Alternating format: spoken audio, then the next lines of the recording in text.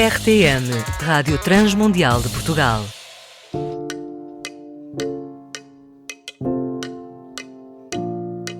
Chegamos ao último episódio da nossa temporada sobre os gigantes da literatura portuguesa e é claro que nós não podíamos deixar de fora aquilo que mudou a cultura em Portugal, que é nada mais nada menos do que Fernando Pessoa.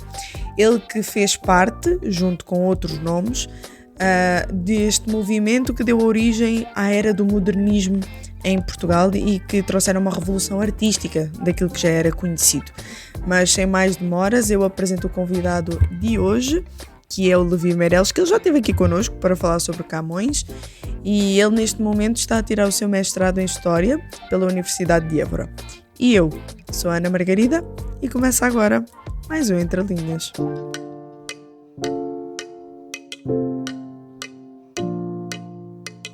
Levi, que espetáculo ter-te aqui outra vez connosco, mas não fazendo aquela troca de galhardetes habitual. Vamos lá outra vez a um grande nome da literatura portuguesa e desta vez nós temos Fernando Pessoa.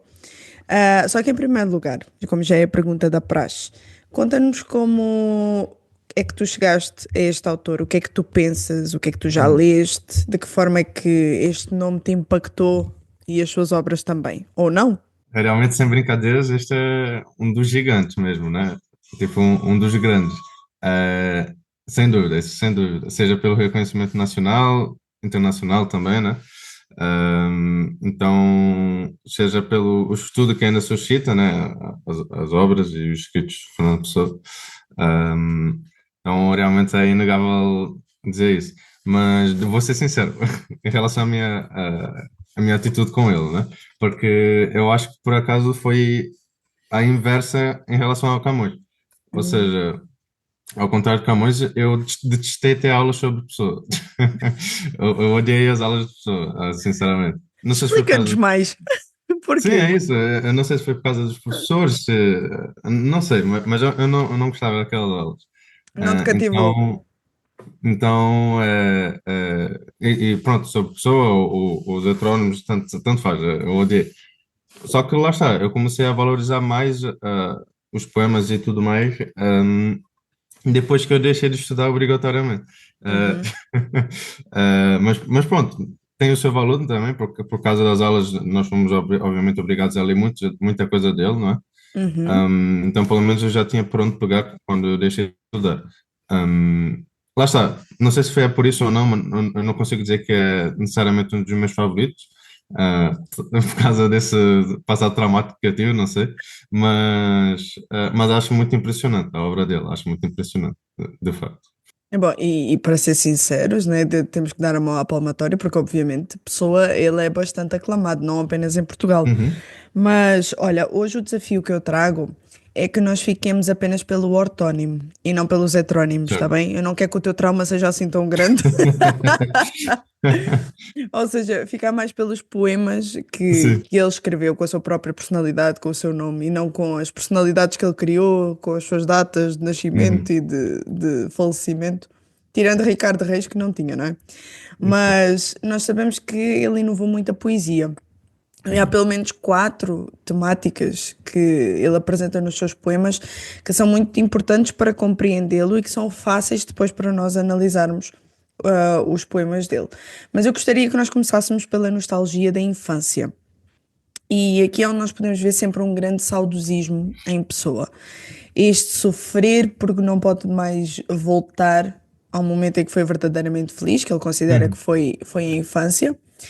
E, inclusive, eu não vou ler o poema todo, vou só ler a primeira estrofe, que é: quando era criança, vivi sem saber, só para hoje ter aquela lembrança. Olha, isto é um exemplo perfeito dessa nostalgia, essa consciência Uhum. de que quando criança é que ele era feliz e agora já não é. E por causa disso ele sofre. Agora, o que eu te pergunto é: quando nós olhamos para o apóstolo Paulo, que nos diz, quando eu era menino, eu falava como um menino, sentia como um menino, discorria como um menino, mas logo cheguei a ser homem e acabei com as coisas de menino. Porque agora vemos por um espelho, em enigma, mas então veremos face a face. Agora conheço em parte, mas então conhecerei também como sou conhecido. De que modo é que tu achas que o saudosismo de pessoa não seria mais uma busca pela eternidade do que Hum, propriamente este voltar à infância, esta vontade de desejar de voltar à infância. é um ponto muito interessante, por acaso, porque eu acho que ele era, nesse sentido, ele era uma caixinha de surpresas, pelo menos eu acho. Mesmo com esses temas, não é? Ou seja, a eternidade, o destino, não é? A vida. Uhum, Eu acho, pelo menos, é uma figura muito interessante nessa questão, porque hum, eu acho interessante a opinião dele, é o que eu quero dizer, né? uhum, E como ele explorava esses temas. Isso para dizer que ele estava habituado a esses conceitos, né? Da eternidade e tudo mais. Um, e, e nessa questão da nostalgia, né? Do saudosismo, eu acho que também está muito presente em todo o ortónimo, não é? Ou seja, em Fernando Pessoa mesmo, o próprio. E eu acho que revela muito uma busca, não é? Ou seja, é uma busca por alguma coisa, uma busca quase que incansável por alguma coisa. E claro, que em termos unicamente literários, não é? Isto, ou pelo menos a ideia com que nós ficamos é que é uma busca por exemplo, por uma espécie de saudosismo, por um patriotismo, por uma espécie de nacionalismo perdido em algumas das obras dele. Nós ficamos com uhum, essa ideia e que uhum, depois vai estar relacionado com a tal mensagem messiânica, né? E, uhum. do sebastianismo ou do novo sebastianismo, tanto faz.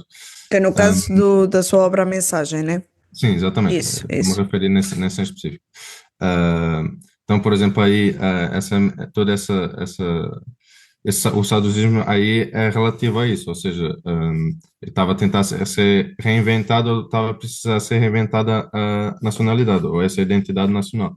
Uhum. E que lá está, é muito interessante, só para também dar aquele contexto sim, básico, Sim, sim, sim. porque a altura em que a pessoa viveu e escreveu, eu sinto que é uma altura exatamente disso, ou seja, de que as identidades nacionais ou identidades sociais estavam a ser quebradas e estavam a ser destruídas. Ou seja, eu digo, me refiro ao período entre guerras, não é? Principalmente. Uhum, Mas durante a Primeira Guerra Mundial também. Então, não foi só em Portugal, foi basicamente na Europa toda e no mundo ocidental quase todo. E depois essa realidade que as pessoas estavam a ver, muitas vezes foi transcrita para a literatura também. E a uhum, pessoa é um desses casos, é, muito exemplares, não é? Então, então, sim, existe quase que vamos dizer assim, uma desilusão, vamos dizer assim, se calhar, uma uhum. desilusão com o que estava a acontecer com o mundo e com tudo que estava à sua volta. Um, mas lá está, eu sinto que também o que a pessoa escrevia e o que ele estava, para além da mensagem que ele estava a querer passar, né? Também revelava muito sobre ele próprio, sobre a personalidade dele mesmo, sobre o que é Uhum, que ele estava a passar, lá está, como pessoa. uhum, Ah, e lá está, como eu falei também, se não me engano, ele tem um poema, acho que é o primeiro Fausto, alguma coisa assim, que ele fala sobre a eternidade. E uhum. curiosamente ele fala que o conceito de eternidade, ou o viver para sempre, não é? Seria uma coisa aborrecida. Ou seja, fazer a mesma coisa sempre, para ele seria uma ideia aborrecida. Eu acho que a citação completa até diz: cara, isso é que é um inferno, viver para sempre. Uhum, Há uma coisa assim. Ah, ou seja, por um lado, ficamos com a ideia de que realmente ele não parecia acreditar nesse tipo de eternidade, né? uhum. Mas por outro lado, nos outros escritos deles, parece que ele acredita numa espécie de eternidade, mas, por exemplo, de que há certas coisas que vão sempre acontecer e há certas coisas que vão se repetir, independente do que é que nós vamos fazer. Então, por exemplo, há coisas que vão, há coisas que vêm, a Uhum, morte, a vida, isso tudo é inevitável e, nesse sentido, é eterno, não é? uhum. Só que, lá está, ele está no meio disso. Exato, E ele não tem controle que ele quer ter, não é? Então, a infância, nesse sentido, é tão importante para ele porque foi exatamente o período em que ah, ele não teve que pensar em nada. Foi exato. quase que inconsciência profunda, não é? Do mundo e do que estava a acontecer. E, Uhum, claro, o sofrer e o pensar estão muito interligados em pessoa. Uhum. Então, o único momento da vida dele em que ele realmente foi feliz foi quando ele não teve que pensar, que foi exatamente na infância. Ou Ou seja, seja, quando ele não tinha essa consciência de mundo. exatamente, exatamente. Não tinha que estar a pensar nestas coisas todas e ser quase que subjugado por isto tudo. Antes das Uhum. responsabilidades, das pressões, das decisões, infelicidades, né? Uhum. Enfim, do estar perdido, né? Lá está, do estar desiludido com o mundo. Sim. Eu acho que é isso que ele acabou por estar durante a vida toda. Ele ficou perdido, Uhum. especialmente a nível de identidade. Uhum. Acho que isso explica também tantos heterónimos, mas Sim, como é que tu agora, completamente, como é que tu agora completamente. comparas, por exemplo, aquilo que Paulo dizia? Porque Paulo, o apóstolo Paulo já é muito diferente. Obviamente estamos a falar de Sim. alguém com uma vertente cristã, mas o apóstolo Paulo, no caso, ele já tem aquela noção de que, embora o contexto não seja esse, ou para o qual Uhum, que ele escreveu, né? Não está a falar da infância, mas ele puxa esse exemplo. Bom, quando eu era um menino, eu falava como um menino, agora já não é bem assim. uhum, Agora eu já tomei a consciência do que eu sou agora, mas também tomo a consciência do que é que eu serei um dia. exatamente. Então tu achas que a sofrência, meu Deus, é esta palavra? A sofrência de pessoa não passará muito por isso, por causa dessa falta de consciência de eternidade. Hum, Embora lá está, ele visse isso como um pessimismo, ter sim, que sim. viver para sempre. Sim, lá está, é interessante, porque eu acho que ele tinha, de certa forma, essa noção, só que se calhar ele se recusava a acreditar nisso, ou aceitar isso, lá está como estás a dizer, né? Uhum, Não sei exatamente por que razão ele se recusaria, mas uhum, eu acho que realmente era quase que uma coisa que ele negava que isso pudesse existir ou acontecer. uhum. Um, e o facto, pelo menos para nós cristãos, é que, apesar de tudo isso, muda muitas coisas, né? Essa questão da Exato. eternidade, e como disseste muito bem na questão de Paulo, né? Ou seja, sim, nós já fomos crianças, foi uma etapa, agora estamos já a passar em outra etapa, Uhum, e depois vamos estar em outra etapa também, quando tivermos quando Jesus voltar e quando uhum, fomos chamados para ter com Ele no céu. Um, e tudo isso está dentro da eternidade, da nossa eternidade. Então, uhum, ou seja, da nossa vivência com Deus também. Faz tudo parte de uma mesma linha e é tudo essencial para poder nós podemos ser quem nós somos, não é? Só que lá está, ele não tinha essa lente, pelo menos, ou de alguma forma recusava acreditar nisso. uhum. Um, e na minha opinião passa muito pela desilusão que ele teve também com a própria religião, por exemplo. Eu acho que é muito por aí. Acho que esse é um bom remate, sem dúvida alguma. Olha, a segunda característica que nós observamos depois nos seus poemas é esta dualidade entre o sonho e a realidade. Parece uma constante batalha, e também uma forte ideia de que fugir da realidade é sempre melhor do que viver nela. Uhum, Por exemplo, nós vemos no seu poema, não sei se é sonho, se realidade, se uma mistura de sonho e vida. uhum, Aquela terra de suavidade que na ilha extrema do sul se olvida. E é a que ansiamos ali, ali, a vida é jovem e o amor sorri. Agora, a pergunta que eu te faço é: de que maneira é que tu achas que é tão perigoso para o ser humano fugir da realidade e não querer uhum. aceitar? Porque isto meio que me fez depois lembrar da frase de John Piper, em que ele diz o seguinte: ocasionalmente, para nós chorarmos profundamente pela Ah, vida sim. que nós gostaríamos de ter, ou que esperávamos ter, chorar as perdas, sentir a dor, e em seguida lavar o rosto, confiar em Deus e abraçar a vida que Ele nos deu. Uhum. Meio que Piper dá quase a receita para a pessoa diante de tanta desilusão que ele sofria e Pois. do quanto ele batalhava entre o sonho e a realidade. Agora, será que ele queria fugir da realidade porque ela não seguia os seus roteiros? Uhum. O que é que tu achas? Sim, lá está, pegando outra vez nessa questão, eu acho que a pessoa, como indivíduo, Exato. A pessoa como ah, pessoa. Essa é um bom trocadilho. epá, tem um nome assim, de vez em quando saem umas coisas engraçadas desse género. Mas eu acho que ele, lá está, como pessoa, eu acho que ele era mesmo emocionalmente, né? Pelo menos eu sempre fiquei com essa ideia, que ele era muito instável, ou seja, era pouco estável. Ah, e eu acho que um bom exemplo disso é o relacionamento amoroso dele com Ofélia, né? Com Ofélia Queiroz. Enfim, quer Uhum, dizer, depois, passado anos, voltou, depois acabou outra vez, quer dizer, e ele sempre a remoer naquilo, né? uhum, Um, depois também, claro, se não me engano, não sei se isso é certo ou não, mas eu acho que ele tinha um certo mau hábito de fumar ópio, Sim, com que certeza. obviamente, sim, pelo menos acho que sim. E obviamente que isso afeta também a esta questão da estabilidade, né? Uhum. Também sabemos que no ano, na primeira vez que ele acabou com a Ofélia, as coisas acabaram. Agora não recordo o ano exato, mas ele passou por uma grande depressão também. Lá está, Uhum. isto são só exemplos de como é que ele era realmente uma pessoa instável Instável. emocionalmente. Uhum. E, e lá está, e como que, com todo o contexto que estava a acontecer com a desilusão, estas coisas meio que só vieram aprofundar ainda mais a instabilidade dele. Ahm, então, pelo menos, eu não vou o julgar, né? Porque obviamente que uma pessoa quando está a passar por isso, a sensação é fugir. É fugir para Exato. algum lugar, é fugir para alguma coisa. Ah, e agora, pegando também um bocadinho o que nós estivemos a falar sobre Paulo, né? Já que nós falamos sobre Paulo. Uhum. Eu creio que pelo menos foi uma pessoa, de facto, era uma pessoa com fé, era um homem com fé. A Uhum. questão é que, pronto, querendo ou não, né? Só que a questão não era uma fé que ele tinha na religião nem no Deus cristão, como a Bíblia o apresenta, mas em algo muito próximo ao esoterismo, né? Tipo, ao misticismo, Uhum. quase que ao misticismo, ao ocultismo, coisas assim. É muito famoso os horóscopos que ele fazia também. Sim, sim, São- sim, as cartas astrais, acho que é assim o nome que se dá. Sim, Eu sim. sei tanto do assunto, mas Mas acho que acho que era esse sim, o nome que acho que se era dava isso, sim. assim Acho que era. aos heterónimos dele. Ele fazia todo um Uhum. mapeamento astral, assim aqui é. Exato. Lá está, ele considerava isso algo sério, não era só por questões literárias. Uhum, Então ele realmente meio que guiava a vida dele por aí também.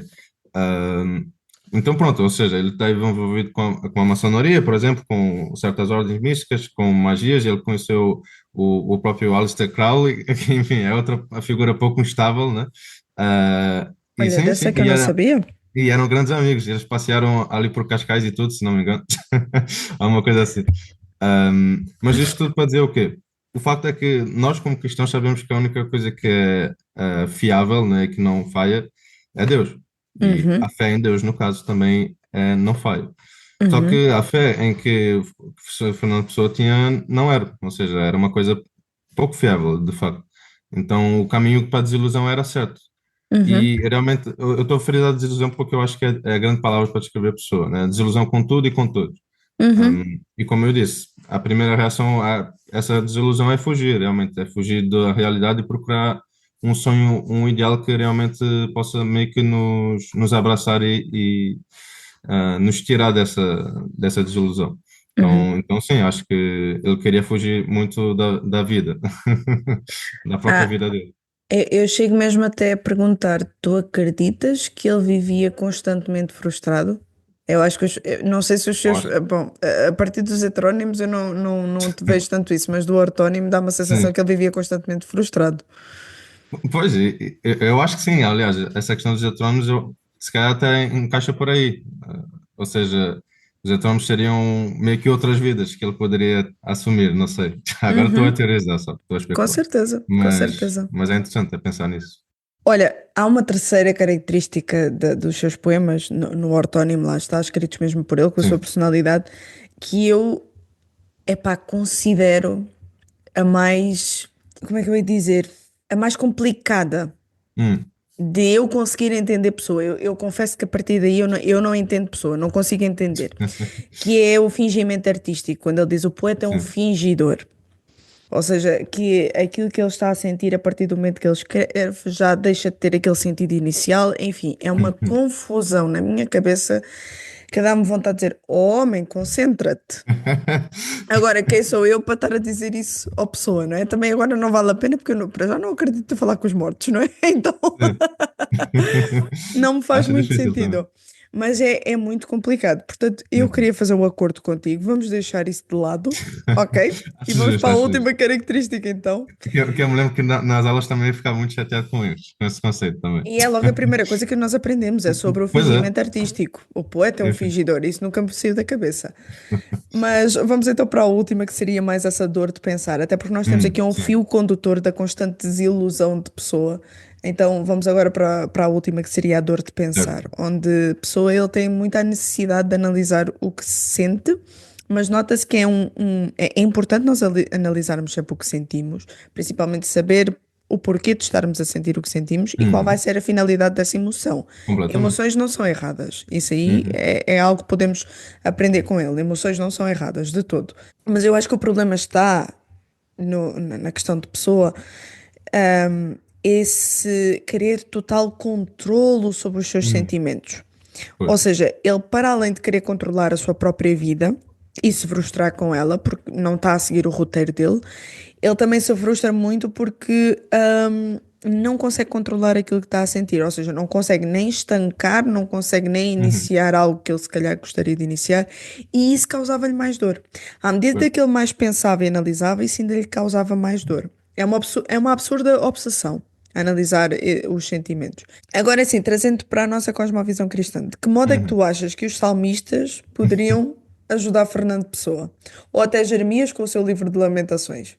Porque se houve pessoas que souberam lidar bem com as suas emoções diante de Deus Pois. até, foram os salmistas e Jeremias. Explica-nos um bocadinho Completamente. mais. Como é que tu achas que eles poderiam ajudar? É muito interessante, é muito interessante.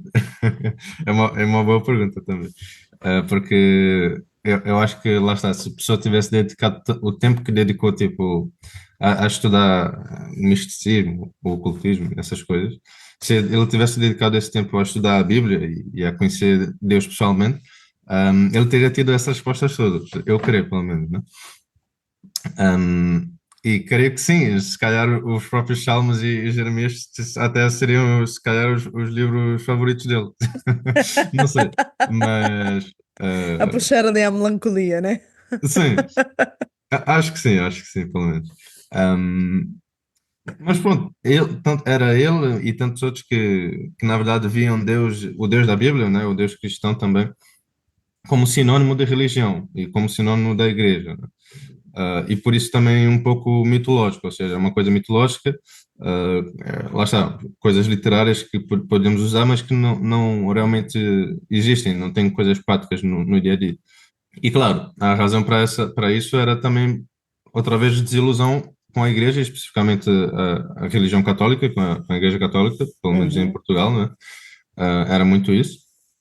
Lá está, só relembrando outra vez o contexto, nós tivemos a Primeira República, acabou a monarquia, foi aquela perturbação toda a nível social, económico.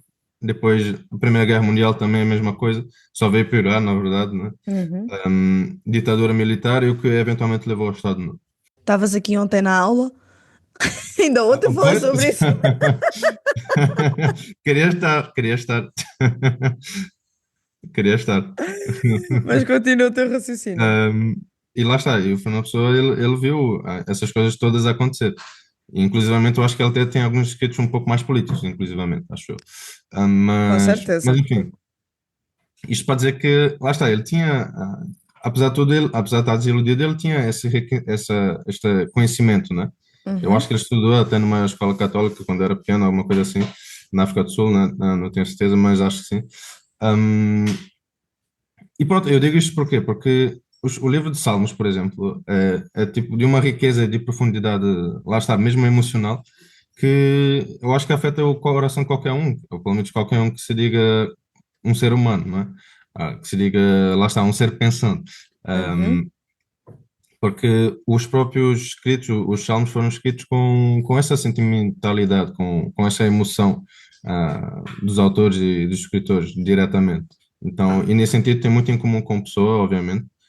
Também pode estar dentro do mesmo, quase que de um mesmo género literário, também vamos dizer assim, apesar de ser, obviamente, épocas Uhum. diferentes. Mas é muito isso, ou seja, é muito a emoção de quem está a escrever e são coisas que realmente refletem quem nós somos, né? A nossa natureza, mas também quem Deus é, né? A natureza de Deus e como é que como é que os dois devem se relacionar, como é que nós devemos nos relacionar com Deus e como é que Deus se relaciona connosco.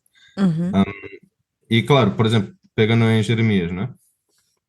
Obviamente ele sofreu muito para ter um Sim, livro chamado Lamentações, então pronto, ele com deve certeza. ter sofrido muito emocionalmente. Um, e por exemplo, não pegando em Lamentações, mas no livro de Jeremias mesmo, um, ele está a falar com um povo o povo dele que estava em exílio, né? Estava em exílio na Babilônia.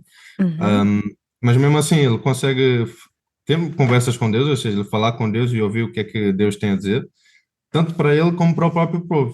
Uhum. Então, por exemplo, não sei se me permite, mas eu gostaria de ler Força? aqui até um versículo que está na Bíblia, por isso que se alguém quiser confirmar, está lá, mas está em Jeremias 29, a partir do versículo 10, que é muito curioso. E eu acho que diz muito sobre esta conversa aqui. Uhum. Então, pegando nesse contexto, não é, que Deus estava a falar uma coisa tanto para Jeremias como para o povo que estava exilado. Observa só o que Deus disse para Jeremias. Eu é que sei que pensamentos tenho a vosso respeito, diz o Senhor. Pensamentos de paz e não de mal, para vos dar o fim que desejais. Então me invocareis, passareis a orar a mim, e eu vos ouvirei. Buscar-me-eis, me achareis quando me buscardes de todo o vosso coração. Serei achado de vós, diz o Senhor, e farei mudar a vossa sorte. E depois continua, né? Uhum. Mas, mas é muito curioso, ou seja, no meio deste sofrimento todo, o que a Bíblia está a nos dizer é que, como diz aqui, se nós buscarmos a Deus de todo o nosso coração, nós vamos encontrar Deus. Nós Ele vamos vai nos encontrar ouvir. Deus. Uhum. Exatamente. Uhum. É muito curioso. Pronto, eu peguei em Jeremias, mas eu podia pegar em próprios Salmos também, né? Uhum. Ah, e eu acho que também, lá está, só para ler só mais uma coisa também, em Salmos. Ahm, São só 6 versículos, lá está, os Salmos também têm esta variedade muito grande, né? Uhum. Mas eu acho que diz muito, e eu acho que este Salmo em específico, o Salmos 13, diz muito à própria Fernanda Pessoa também e a nós também, né? Que é exatamente assim. Até quando, Senhor, esqueceteás de mim para sempre? Até quando ocultarás de mim o teu rosto? Até quando estarei eu relutando dentro de minha alma com tristeza no coração cada dia? Até quando se erguerá contra mim o meu inimigo? Atenta para mim, responde-me, Senhor, Deus meu. Ilumina-me os olhos para que eu não durma o sono da morte, para que não diga o meu inimigo, prevaleci contra ele e não se regozijem os meus adversários, vindo eu a vacilar. No tocante a mim, confio na tua graça, que regozije-se o meu coração na tua salvação. Cantarei ao Senhor, porquanto me tem feito muito bem. Aí está uma grande Exatamente. diferença, porque temos Fernando Pessoa completamente frustrado e desiludido. Isso não quer dizer que os salmistas também não vivessem frustrados ou desiludidos, principalmente diante dos contextos que estavam, mas Exatamente. consegue-se ver uma diferença muito grande. Consegue-se ver Completamente. uma diferença muito grande. Levi, para terminar, como é que tu vês então, pegando até no que tu acabaste de ler, essas porções das escrituras que tu acabaste de ler, como é que tu consegues ver que a obra e a vida de Fernando Pessoa, na verdade, além de nos dar bastante compaixão por ele, e Sim, não ok. de todo, não desprezar as suas obras, com certeza que não. Não, não podemos fazê-lo. Mas de que modo é que isso nos finca mais em Hum. permanecer na verdadeira esperança que nós encontramos apenas em Cristo? Porque isso não quer dizer que nós não Hum. vivamos desiludidos também, isso não quer dizer que a gente Sim, também não chore, não quer dizer que a gente passe também pelo que não passe pelo que ele passou. Estamos correto. sujeitos às mesmas coisas, mas a pergunta que eu te faço é: de que modo é que olhando para a obra dele e olhando para a Hum. vida dele, na verdade ainda nos leva mais para o sentido oposto, ou seja, para o sentido de Hum. Cristo e não da frustração e da desilusão? Eu acho que sim, eu acho que me deixa muito mais próximo de Cristo e firme no que eu acredito, né?